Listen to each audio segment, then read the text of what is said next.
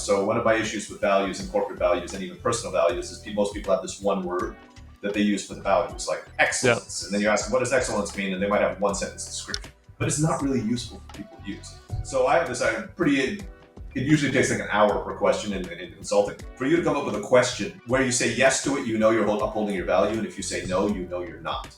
There's no gray area in there. So and one of the things that mentors a lot, they're separated from the business, right? So none of the advice they're going to give you is like emotionally vested. No. Right? It's not.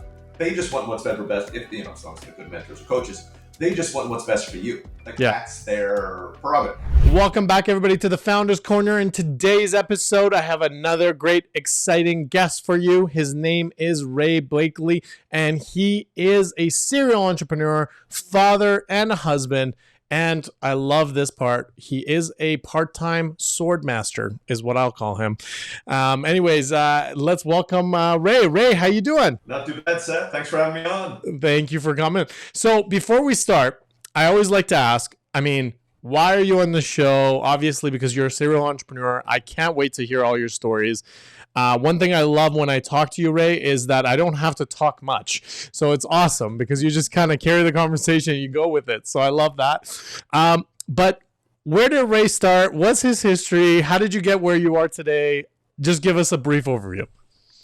Yeah, so my founding story is not that different from other people, right? So I was born in the Philippines, grew up in Turkey, moved to the United States, went to college, did what people are supposed to do after college, right? So I studied computer engineering. I went and got a good job at a good company, and I was supposed to work there for 4 years, right? I've never done that, so I have no idea what you're talking about. Exactly. And actually, I recommend going to get a good job after college for no more than 5 years. Like, have somebody else pay to train you. Totally. Go out on your own. I agree with that statement, 100%. Exactly. So I'm not knocking it. Just don't do it. At least doing it for my whole life was not in the cards for me. Then I reached a point in my life where you kind of have this nagging feeling at the back of your neck where you're like, something's missing, right? Like nothing's wrong. Mm-hmm. It just feels like something's missing. And for me, that moment was like 3 things happened to lead me into that moment. The first one was, I remember I was at this Halloween party. I was in Cleveland, Ohio, at a bar called the Blind Pig. And I was standing on stage drunk. And, most life discoveries, it happens when you're drunk, right? So you're looking out over the audience. I was like 25 years old. And I remember thinking, look, most of the people in this room are like 10 years older than I am. Yeah. They've been in the same bar, at the same party, getting drunk with the same people for the last 10 years. Yeah. It's complacency at its finest. Yeah. Exactly. And I'm like, I don't want to be in the same bar with the same people 10 years from now. No. So it was like middle of the week because, Halloween falls on the middle of the week. So I go back home, hungover at like 2 a.m. But since I wake up at 6 a.m. and go to work the next day because trust me, I'm in my 40s now. That's not going to happen. Yeah.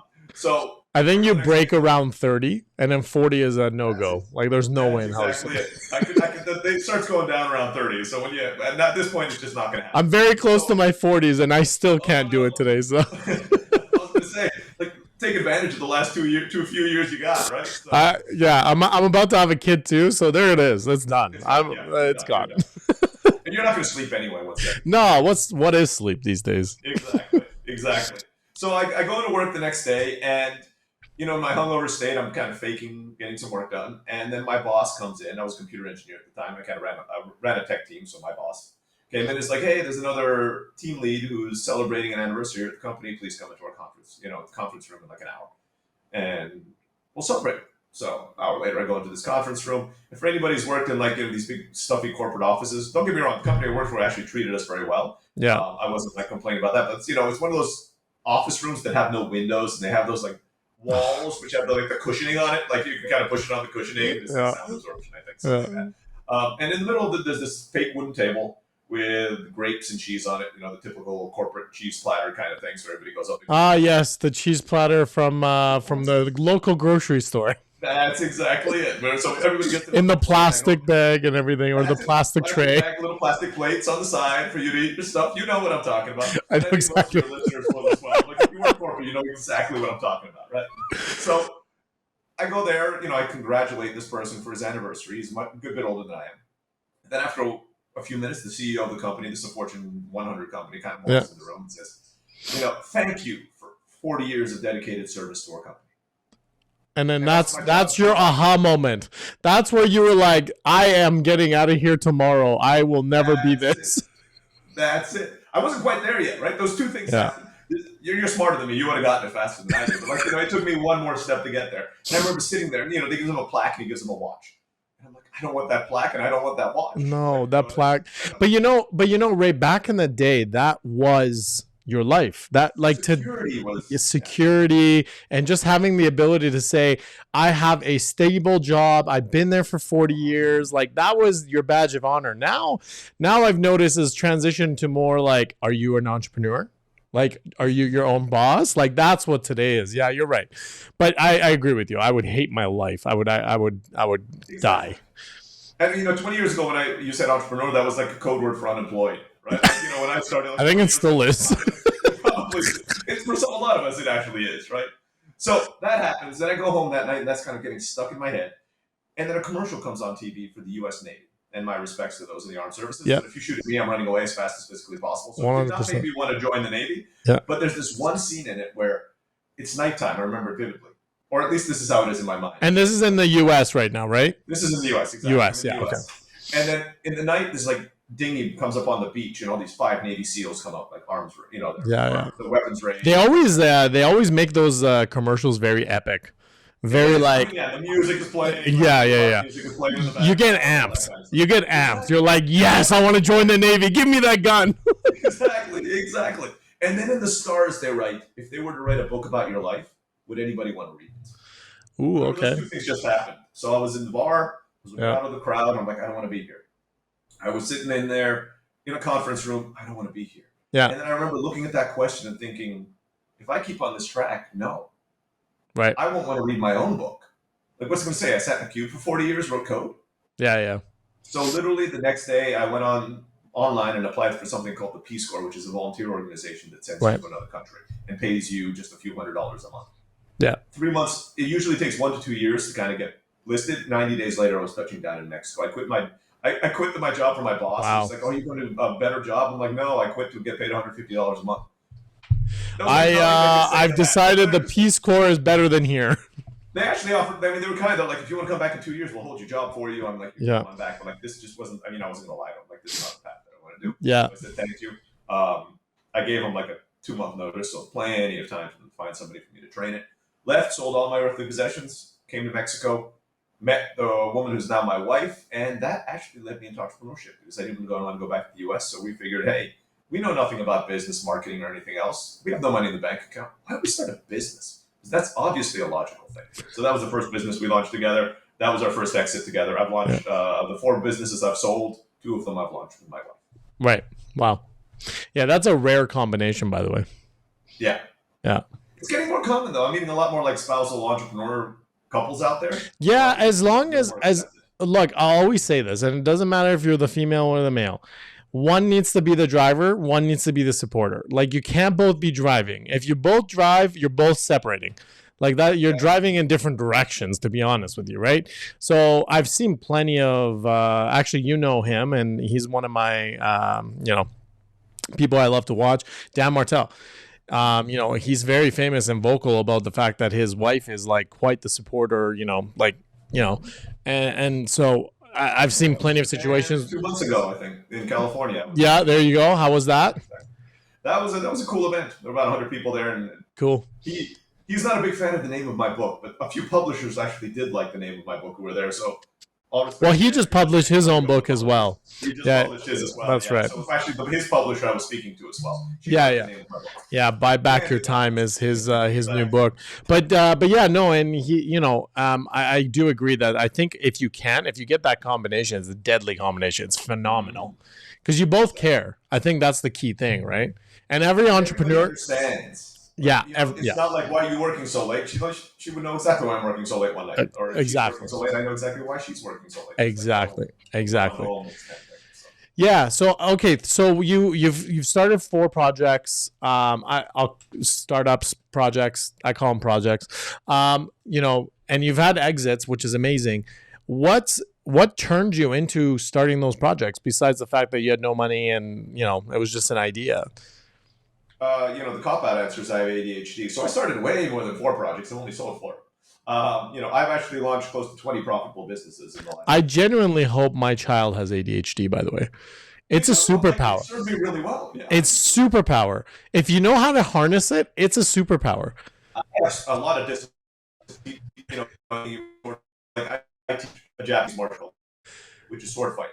And it's Yeah. all about doing the same move, 4 moves over and over and over again. So I've been doing it for 20 years. So discipline I had. Those to me are like, that's how you get the most out of ADHD. You have ADHD and then you have discipline to execute on your ADHD. That's where the power comes from. If you have one without the other, that's kind of where you lose. Yeah. Either in one of them, you just have too much, there's no focus and you get nothing done. Yeah. Just pure discipline and nothing else. You're actually not flexible enough to take advantage or to deal with stressing situations. And come up with Agreed. And I think that's where I mean, if you know how to harness your ADHD, it's powerful. That's the key. It is. Exactly. If you can't harness it, it's not powerful. Yeah.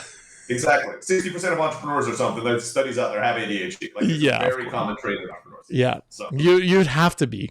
Because you'd have to be able to like switch right away. Anyways, so were any of these like passion, like what started the ideas? This is just like you kind of sat there and were like, oh, I can do that better. I typically, whatever. I think there's hundreds of ways of starting your business. So I'm curious how you got there and what drove to the start.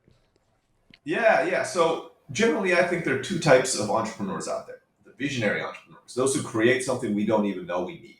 Yeah. Electric cars. The Elon Musk, Steve Jobs, Bill Gates. There you go. Yeah. That's it. I'm not one of those. There are.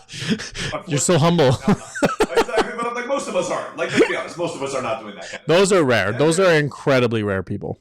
Yeah. Exactly. And they have to be in the right place at the right time with the right resources. Yep. There's a whole bunch of things that have to kind of align for those people to work. The more common type of entrepreneur is an entrepreneur that sees a problem and sees that either nobody's fixing that problem or nobody's fixing it well. Mm-hmm. And then decides, hey, instead of sitting back and saying, well, that's a problem, that's troubling. Entrepreneurs are the ones who are like, no, I'm going to fix that problem. Yeah. So that's actually how most of my businesses were built. While I've built businesses in totally different areas, I've had a marketing agency, I've had a chocolate factory, I've had a product I service online, a brick and mortar school, I've had a SaaS product, I'm like all of them.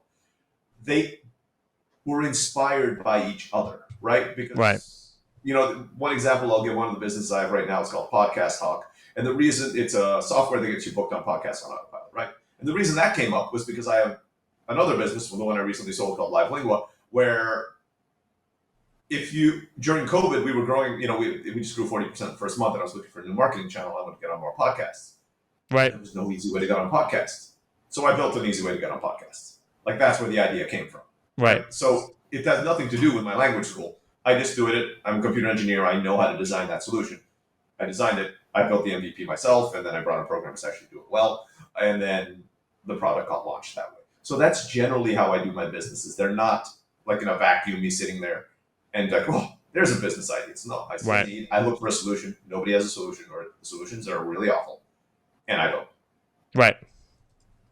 So that makes sense. But at what point, because in my opinion, like having your own startup is one thing, starting it out of a, desire or even just a gap in the market is another. But to keep going, to continue that grit, I feel like there needs to be passion behind it. Absolutely. Right? And I think passion is overrated. I don't think you need to have it right off the start. It could develop, right? So did you get into that stage? Did you like, how did you, because here's my confusion. And it's not a confusion. Here's what I'm trying to get at is being a founder is really hard. And money is not really it's not the greatest motivator to continue. It's a great motivator to start, but it's not the motivator that keeps you going. You know what I'm saying? Because especially with being a founder, you're really playing the long con, right? Like you're definitely not going to have any money at the beginning. Okay, you might start making some scraps. Phenomenal. Be happy about that. But you're hoping in like 9 to 10 years that turns into millions of dollars at the end. Yeah. Everybody wants hundreds of millions. Most of us are not going to hit that. Yeah, that's why I said millions. Let's be humble, right? Like again. Exactly. So the question becomes is like, how did you keep going through that? Like what kept you driven? What kept you going? What gave you the grit? Yeah, so there are a few points there, but the biggest one you kind of touched on, passion, and I'll start with that. So we've all grown up with a phrase that they say, follow your passion and you'll never work a day in your life. I've actually seen that's absolutely totally untrue. Yeah. Like, that's not accurate. In fact, the easiest way to kill your passion is to make it your job. Right? You love surfing and you become a surf instructor, you probably won't like surfing as much. Like, I mean, if that's your job, just to go out and surf every day, it's like maybe a few people will love it, but most people it's like, oh, I used to love it, but I just don't. Well, because it becomes a chore. It's no longer about like what you love to do. You're only doing it because you have to do it. Now you book clients. Now you have to do it. You quit your job. Now you have to do it. Whereas with a passion before, it's more like it's just, hey, I feel like doing this right now. Do you think that's how gamers feel? I wonder if that's how gamers feel. Maybe that's how, I love playing computer games, but I do it for fun. If it was, and imagine if that was a job. Imagine if you literally are on a team and you're like, you're always days away from being cut. They're working cool on there, like how fast they can click their thumbs. Oh my god! Like, there's like workouts for it. Like it's fun, right? So there you go. That's a good example. Gaming. Yeah. Okay. Yeah, I agree with that. It's not their passion anymore. They're like, maybe there's this one lucky guy who's like, it's still his passion. He keeps it. But like for the most part, most of the people like, this is a job. This is what pays my bill. Yeah. The better way to do things is again using the model that I talked about, where you find a need, you do it, and if you become good at whatever it is, I promise you'll be passionate about it. Like if you built a business around dishwashing and became the world expert on washing dishes by hand, which is only half jokingly like a business idea I've had at some point, because I'm like, I bet you people would follow that. Like I bet you there's somebody there who would do it. I even own a website called zenofdishwashing.com. So I've gone so far as to even buy the domain. Right? You know what I love about you, Ray, is how bootstrapped you are with your ideas. It's actually insane. Like you're just like, that's a cool idea, bootstrap. Let's see what happens. I love it. I had the camera set up on top of the sink, like one of those little stands with my phone, and I actually have I filmed like 20 of them, like me washing the dishes, and I was going to put Zen music on top of it and put it on top and be like meditative. Zen of dishwashing. They have that for eating, I think.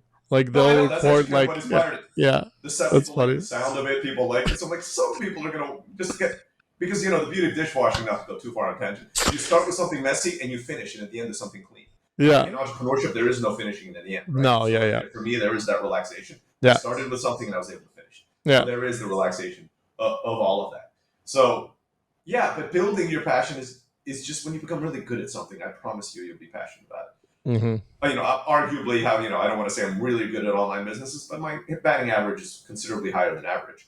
Well, you're very smart about your approach to that too. Like you're pretty intelligent and at least doing some sort of research prior to launching anything, right? Like you do your due diligence on Google SEO, checking it out, how many people are actually searching this. That kind of gives you a TAM of some sorts. So yeah, you're pretty intelligent about how you approach the startups and business as well. A lot of people don't do any of what you do. Hence why your batting average is higher. Yeah. Exactly. I mean, I build businesses that are mathematically possible to succeed at. Yeah. Because I do have a formula of, how many people search, how many people buy, what's my estimated LTV on whatever it is I'm selling.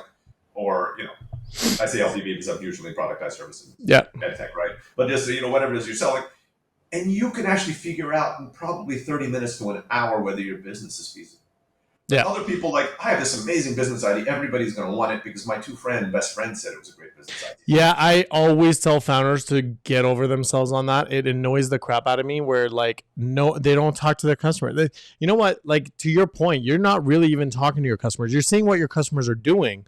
You're not talking to them physically. And that's another way of doing it. Is just like, instead of just having a conversation with their clients, at least go find out what your clients are searching for. That's it. And look, having a conversation with your clients is not as easy as people make it out to be. No, it's hard. It's still hard. It's cold sales. It's cold calling sales. Yeah, absolutely. That's it. But even more than that, the thing is customers don't always know what they want. Right. The whole Henry Ford thing, right? If I had asked what they wanted a faster buggy. Like if I had a faster horse, right? That's what totally people would have said when you got on the call with them. What they really want, but that's why there are people you can pay to do these calls because it is a skill. Yeah. All of us as founders think we're just going to get on there and talk to them and they're just going to tell us exactly what they need. Right. There's a lot more to it. It's essentially human data mining. And if you don't have experience at doing that, you're probably going to come to the wrong conclusions. Because usually the first thing that the customers say is not always really what they want. Right. What they really want is a solution to problem X, but they're telling you my problem is A. Yeah, And then they're not problem A, and it's totally the wrong thing. And I always tell founders to be careful with that when they're talking to customers. Like, don't ask for what features, ask what the problems are. Don't, because again, here's the thing. Like, in my opinion, customers they're not product people. They have no idea what to build. Like, oh, what should I build for you? Oh, you know what would be cool? Build this thing where like I'll never pay you for it. And yet, if you simply say, "Hey, what are you struggling? What's the most time-consuming thing in your life?" They'll be able to tell you that they're experts in that. That's the realm they can answer. The product side, they have no idea how they can answer that, and then they lead you the wrong path. I agree with you. Exactly, and that's what I found a lot of. I do a lot of mentoring now, and mentoring and coaching, and that's especially with people starting out. I recently started mentoring at the Harvard Innovation Lab, and these are some of the smartest people in the world. Yeah, they still don't do the basics. Ideas, but because they don't know. Like, some of them come from totally other areas. One of the first people I'm mentoring is getting this doctorate in public health. They're not business people. No. Super, super smart, like smartest people, but they just don't know some of the basics of business. Yeah. The benefits getting a coach and a mentor is, wow, that cuts a lot of time off. You're thinking somebody will tell you, if they, you get the right one, they're going to be telling you, it's like, yeah, you're totally going in the wrong direction here. Yeah. Let me save you 5 years, no matter what their costs are. Because I've had mentors from on the low end to like $2,000-$3,000 to the high end of like $10,000, and that's really what you're paying for. It's like, yeah. How do I avoid $50,000 in mistakes in the next 6 months? You made your money back. Like that. That's all I wanted to do. Yeah. Right. Even though you don't see it at the time, sometimes you're like, oh, that's well, it's funny you say that because we have now basically gotten a mentor. It's more like it's kind of interesting. It's a company mentor. Mm-hmm. So basically, we found an expert in our industry that we basically were like, look, we would love your professionalism and just like, bounce out just to talk to you. So she's been in the industry. She's worked with a company that we're trying to basically replicate. Mm-hmm. And essentially we talked to her and she's like, and it's funny. She said this right off the bat. And she's like, yeah, I like your approach on what you guys are doing with AI and blah, blah, blah. This is exactly how AI should be in this industry. But you know what's funny? No one's ever thought of doing X. And we kind of like took it back. We're like, that's a good point. No one has thought of X. You know what I mean? And she comes from the industry and everything. And we did, to your exact point, is like, just run an ad. We just ran a very basic ad on compliance and boom. So much feedback. And all of a sudden we're like, holy, okay, all right, there's something here. There's something there. That's worth whatever you paid her. Like that one line she gave you is probably the best part is that was an introduction call. It was free. Now, that being said, we hired her after that, obviously. After that, we hired her. But yeah, exactly. Like mentors do help you in the way of like avoiding pitfalls in the future and also helping you just manage yourself. Because I feel like a lot of entrepreneurs feel like they're alone. That's been the... Yeah, and one of the things that mentors, they're separated from the business, right? So none of the advice they're going to give you is like emotionally vested. No. Right? It's not. They just want what's better for best. If as long as they're good mentors or coaches, they just want what's best for you. Like that's their prerogative. Like totally. That's what they're doing this for, right? When you're in your business, you get emotionally attached to certain decisions and everything. And even sometimes you get emotionally attached to people that you need to let go, so you're not letting them go. But someone from the outside is like, look, I don't know who this Bob guy is, but you keep complaining about him on every single call. You really need to either move him out or move him out. Like, I mean, it's cool, do it in your own way, but look, you need to do it. And just saying that, I've had it with my mentors. I'm like, yeah, you're right. I know you are. I still am awful at doing it, so it takes me months to actually act. But at least I know it's there, right? Yeah. You know what? That book behind you, Be More Vader, that's what you need to be. That's it. That's exactly it. Being more assertive. That's exactly the point.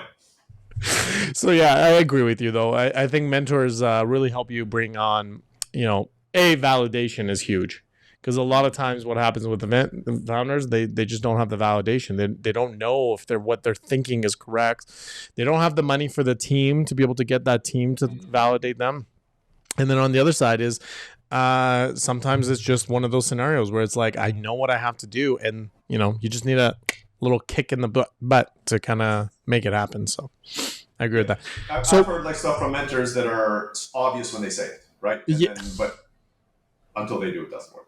Yeah, I had a mentor once. Well, not once. He's still my mentor. I love him to bits.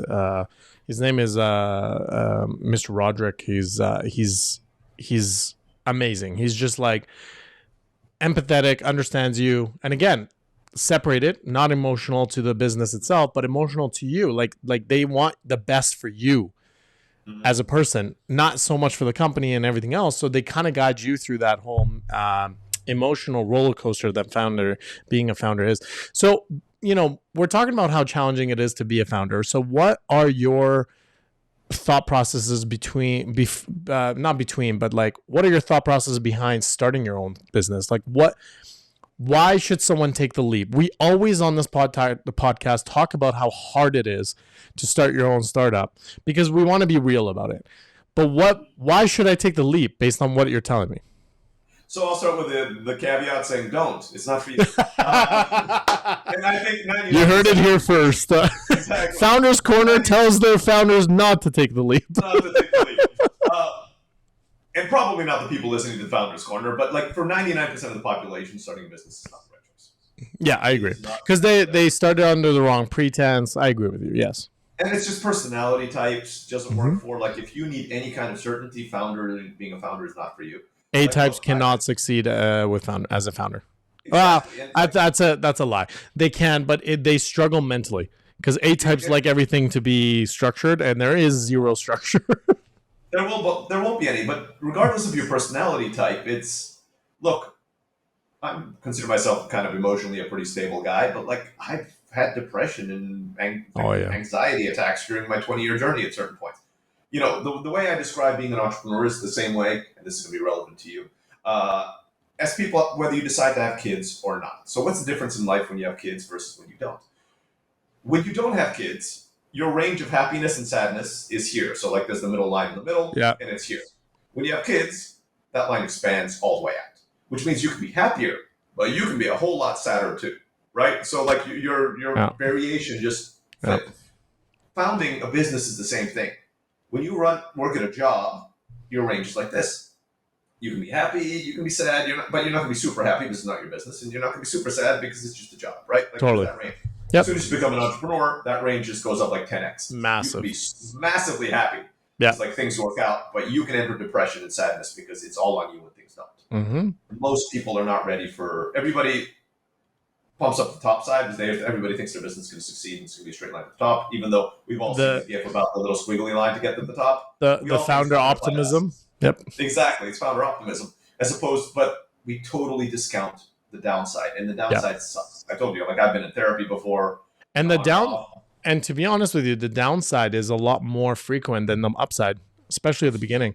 I would say for the first 3-4 years, it's more downsides than upsides.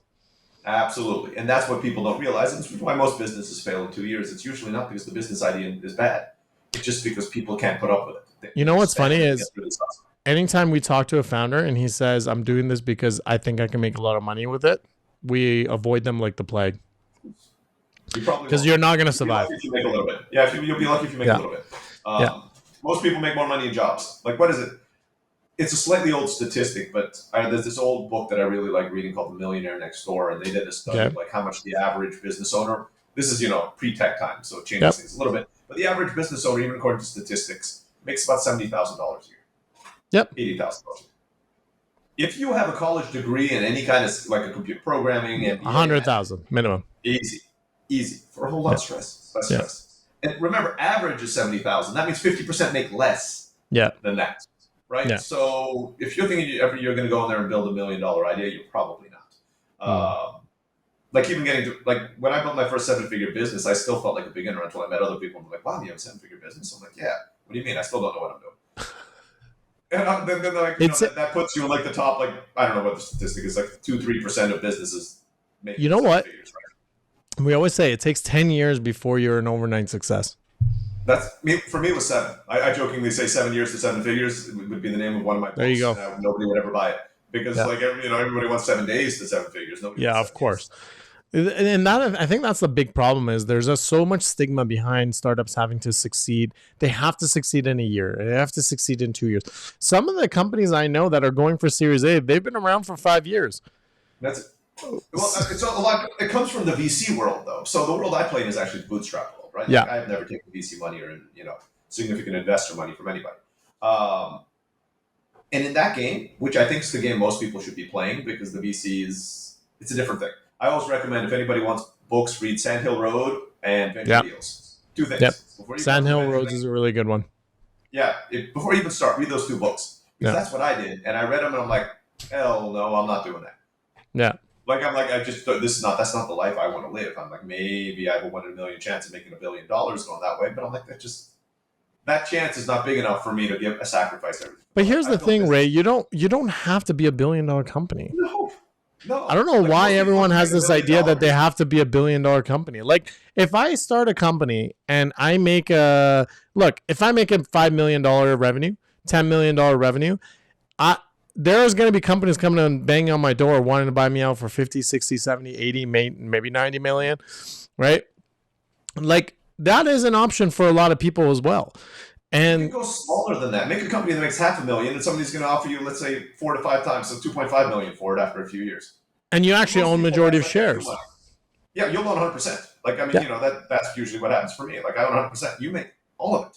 Somebody's going to pay you. Let's say you work 10 years.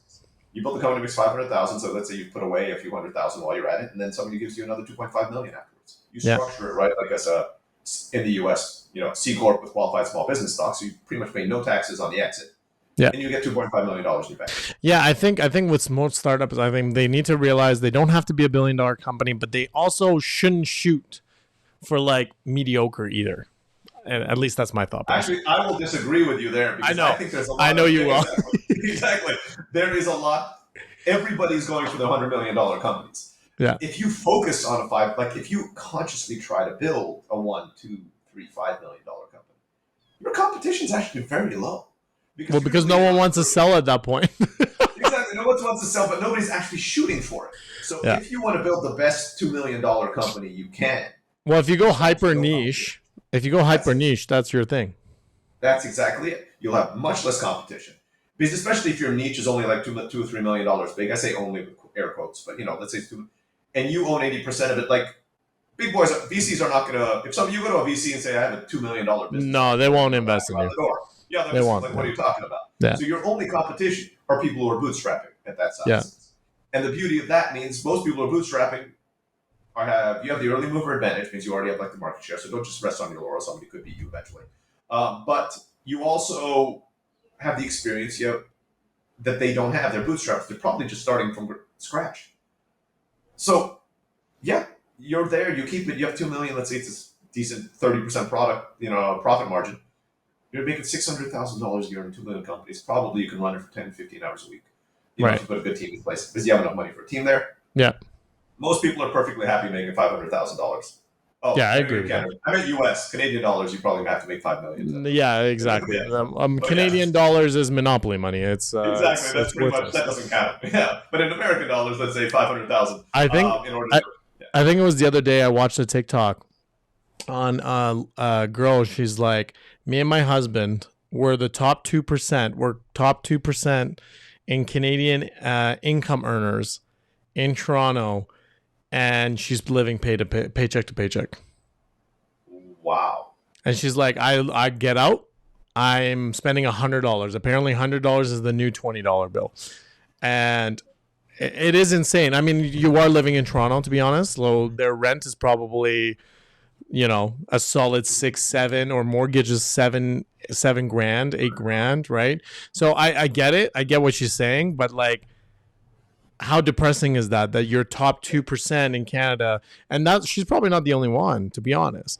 So yeah, Canadian dollars is meaningless. Well, but even in the US, like if you're in New York City and you make $100K, you're poor. Like $200K, you might barely make it to. But fair enough, you're in New York. Your chances of opportunities are way higher. There's so much more there, But Toronto, Canada, come on. I don't know what there is. There's a shoe museum. Like, Yeah. No, probably don't pay 6 figures there. look, Toronto's probably the best part of Canada in terms of opportunity and things like that. It's the New York of Canada. Let's call it what it is.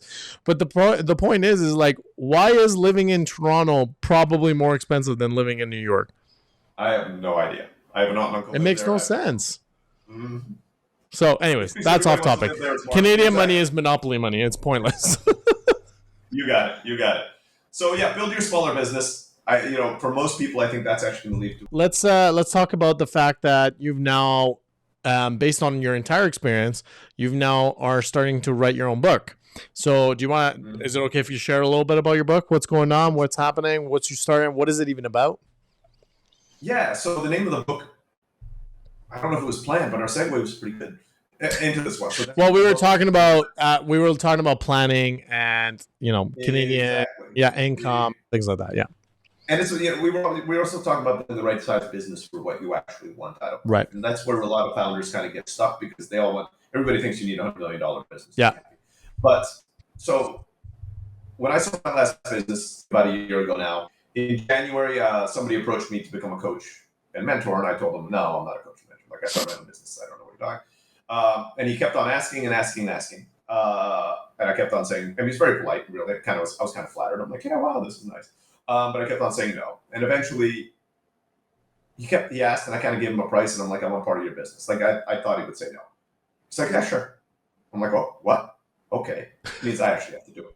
And it's worked out really, yeah. Don't you love those deals where you're like, make such an outrageous deal to them to say no, and they say yes, and you're like, ah, crap. Exactly. It's too good of a deal to say no now, and now you have to do it.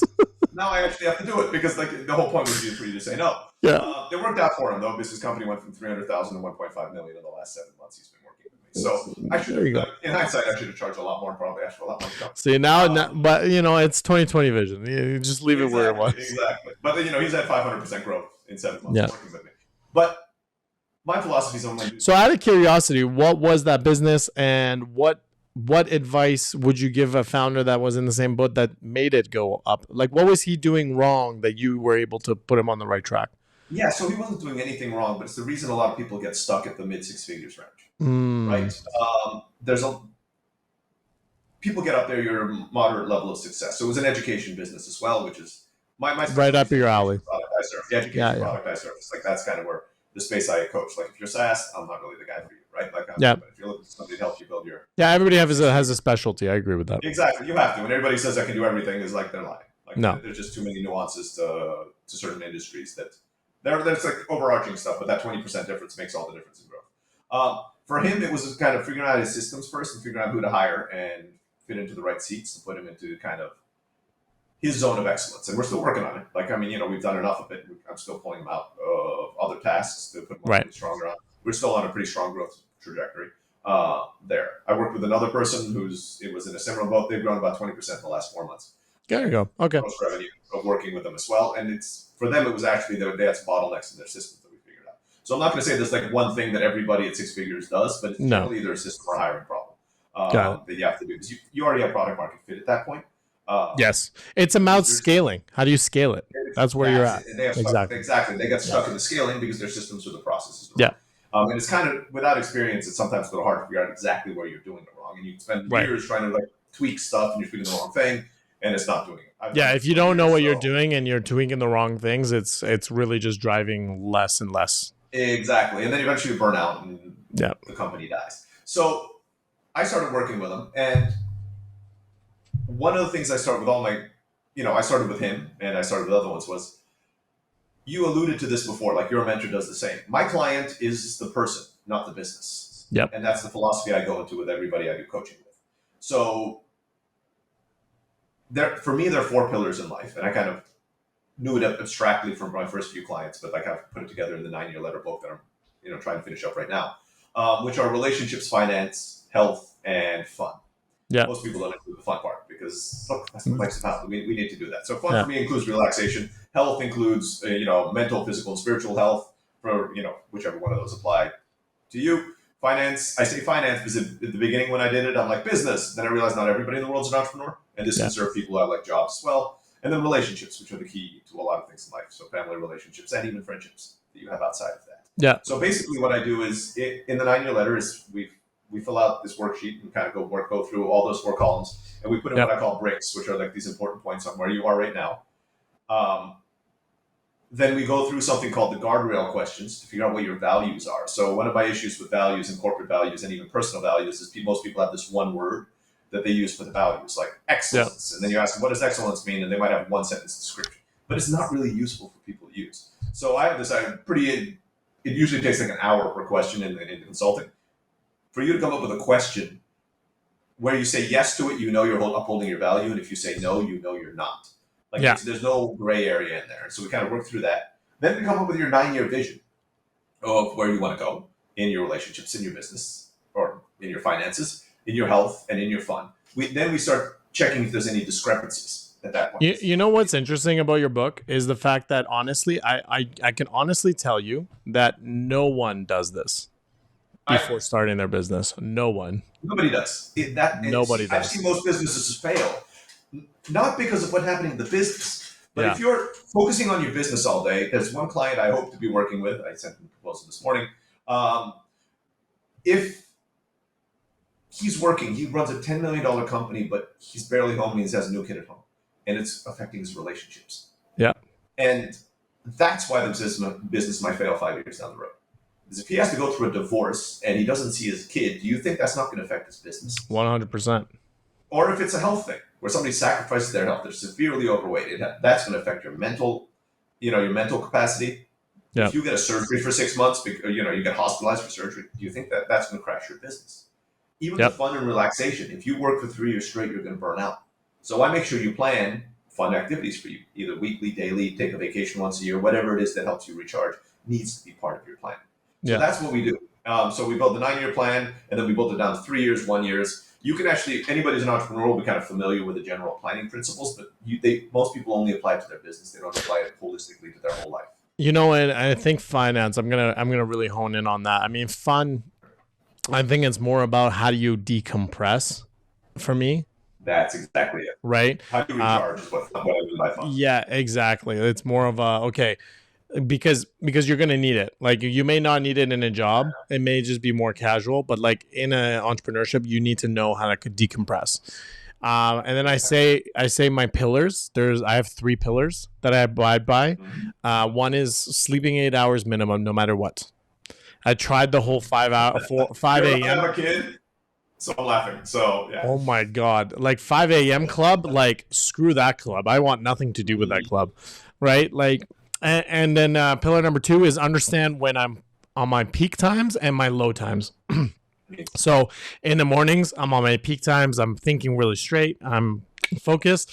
Afternoon is my worst times. I hate afternoons. And around like 3-4 o'clock, I pick back up until 6-ish. And then I need to stop. Because if I keep going, I'm frying my brain. I do 10 days in a row, and then afterwards I burn out. I can't do more than that. So that becomes pillar number 3, long con, not the short con. That's it. Look, if you do any kind of exercise, it's the same deal. You don't get stronger by working out in the gym. You get stronger when you rest between the gym sessions. Yes. That's just the way that the body works. Same with the brain. And that's sleep, rest. Yep. When you sleep is when you process and you put the information in the right place. That's you right. can actually retrieve it the next day. Yep. It's the reason why we can wake up at 2 o'clock in the morning with the best energy. Yes. It happens to me all the time. I wake up in the morning and I'm like, how did I struggle with this last night? What? Yeah, it's obvious.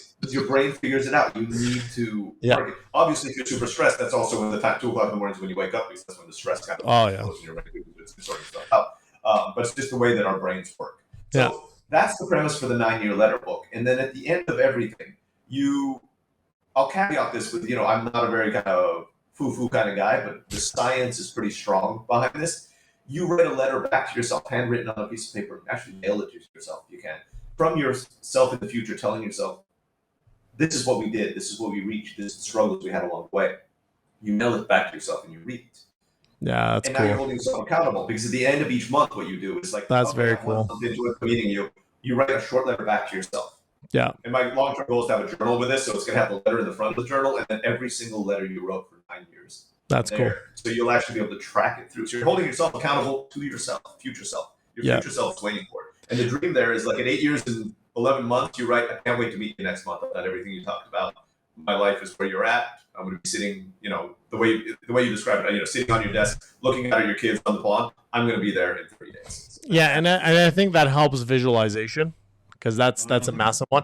And also the biggest thing, the biggest problem with goal tracking, especially as an entrepreneur, because life gets so hectic, right? You kind of lose track of that goal. Like you're very like sometimes I blink and then the month is done and I'm just like, how the hell did the month just go by? Like I have no idea how I'm running the second payroll already. I'm like what? Yeah. Like I thought I had time. You never have time. You never will. So the goal of the 9-year letter is not necessarily, you'll have some financial goals that are concrete.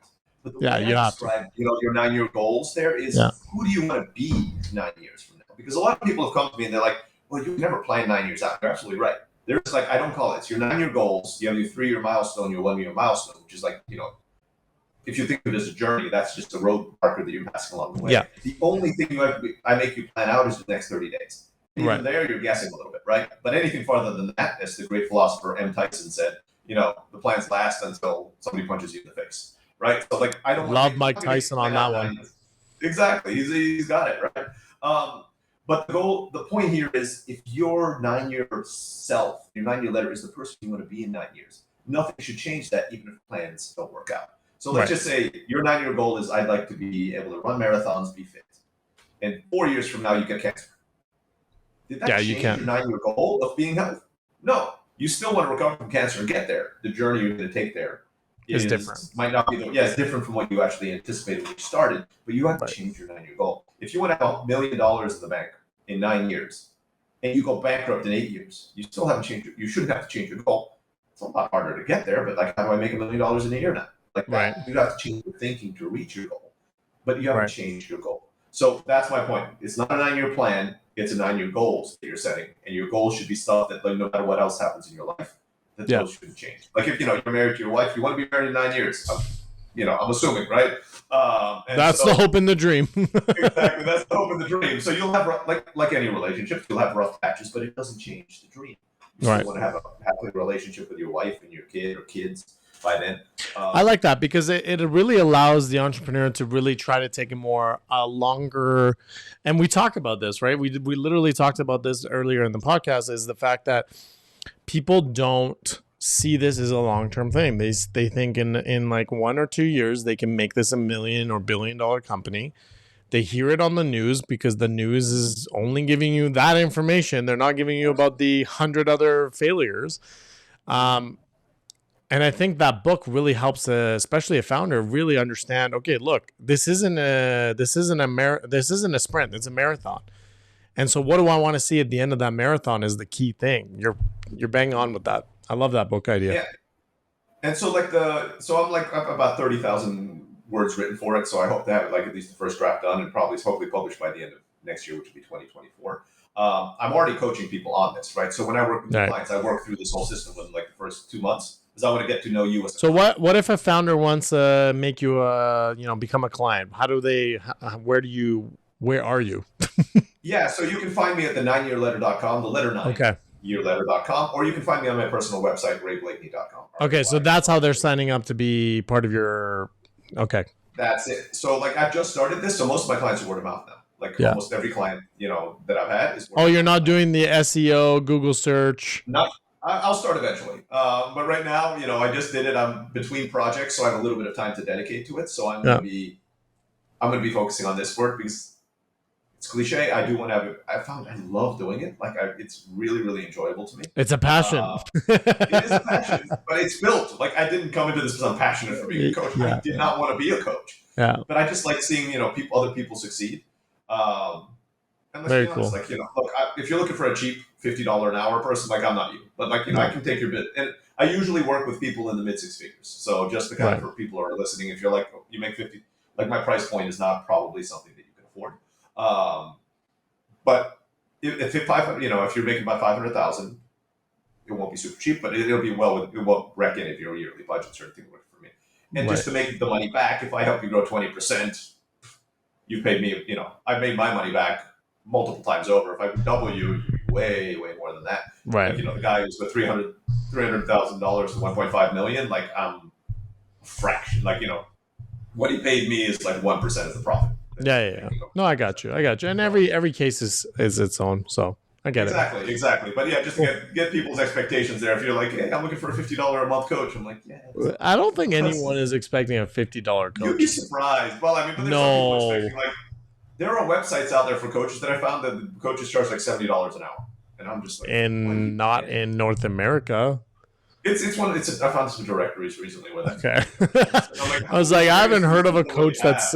I don't know if you want that coach for $70 an hour. They should pay you probably for their time at that point. The most successful teams don't usually have $70 coaches, so I don't know. I'm guessing. Yeah. So anyway, that's where you can find me. Cool. I work you through the process. I've worked about a dozen people through it right now. So I start with you. I get to know you, but then we actually apply your values and your goals to your company. That's like the second phase, the 3 phases. Right. With you. So let's make sure your company is actually aligned to what you're doing. Because if you're the CEO and the founder, you are the values of the company, regardless of what values you put on your mission statement. Totally. If they're not the same as yours, there's something wrong there. And we got to work. It always starts from the top. Always starts from the top. Yeah. And then we start going into tactics in business, usually after phase 2. That's what I call phase 3. It's like, okay, we have a plan. We've set your plan for life. We've set your business plan. Now let's execute. And then I work with them to execute the plan. Very nice. Ray, I want to thank you for being here with us. This was amazing. And for everyone back home, like if you're wanting to reach out to Ray, how can they reach out to you besides those websites you gave?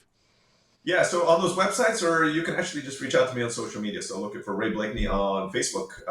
Old school. Facebook.